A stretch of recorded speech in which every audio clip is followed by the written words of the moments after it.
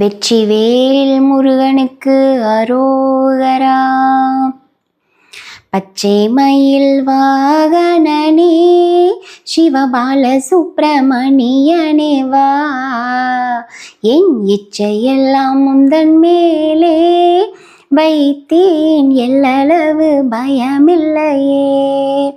கொச்சை மொழியானாலும் உன்னை கொஞ்சி கொஞ்சி பாடிடுவேன். முருகையா சற்றையெல்லாம் அகன்றதையா, மனம் சாந்தி நிலவுதப்பா. பச்சை மயில் வாகனனே சிவபால சுப்பிரமணியனே வா. என் இச்சையெல்லாம் முந்தன் மேலே வைத்தேன், எல்லளவு பயமில்லையே. அலைகடல் ஓரத்திலே எங்கள் அன்பான சண்முகனே, அலையா மனம் தருவாய், உனக்கு அனந்த கோடி நமஸ்காரம். வெற்றிவேல் முருகனுக்கு அரோகரா. வாக்குசித்தி ஜோதிட கண்கீதாவின் இனிய காலை வணக்கம். இன்று 20/7/2025 ஆடி மாதம் 4ஆம் நாள் ஞாயிற்றுக்கிழமை, தசமி தேதி. மதியம் 12:15க்கு மேலே உங்களுக்கு ஏகாதசி வருது. இன்று மிக சிறப்பான நாள், சூரிய பகவானுடைய நாளில் சூரிய பகவானுடைய நட்சத்திரம். இன்று காலை சூரிய உதயத்தின் போதே உங்களுக்கு சூரிய நமஸ்காரம் செய்து வழிபடுவது அப்படிங்கிறது எப்போவுமே பண்ணி கொண்டிருக்கின்ற ஒரு சிறப்பான வழிபாட்டு முறை.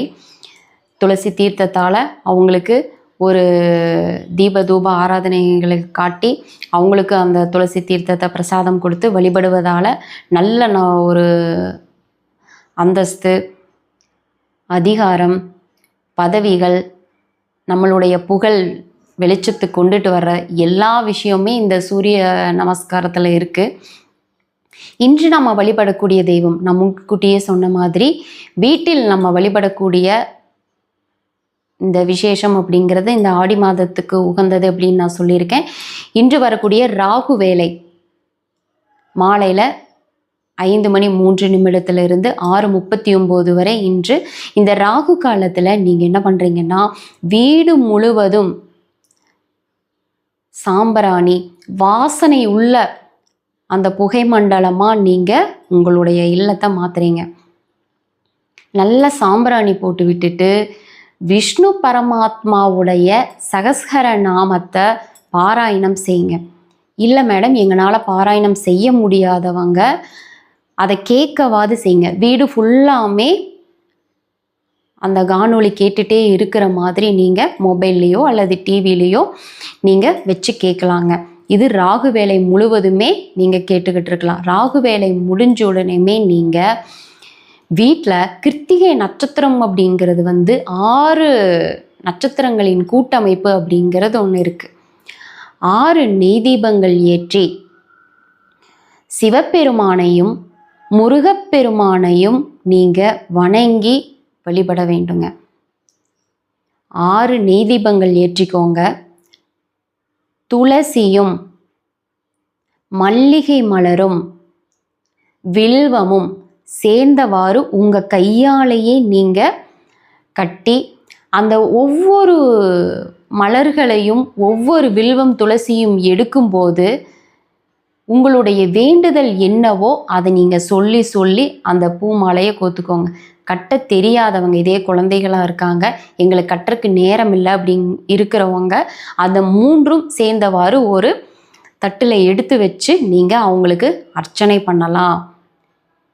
சிவபுராணம் சொல்லலாம், கந்த சஷ்டியும் 2ம் சேர்ந்து நீங்கள் சொல்லி சிவபெருமானையும் முருகப்பெருமானையும் வணங்குங்க 6 நெய் தீபங்களுடன்.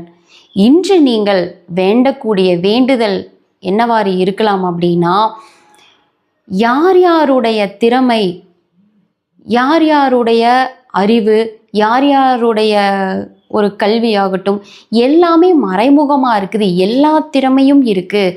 அந்த புகழ், அந்தஸ்து, எல்லா விஷயம் கிடைக்கக்கூடிய அமைப்பு எனக்கு இருக்குது.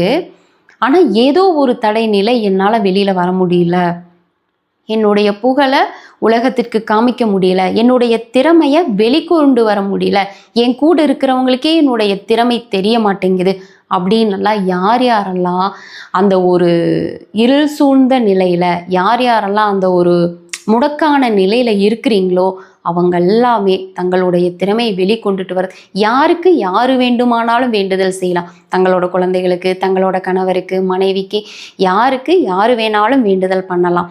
முடிந்தால் அவரவர்களே பண்ணுவது இன்னும் சிறப்பு.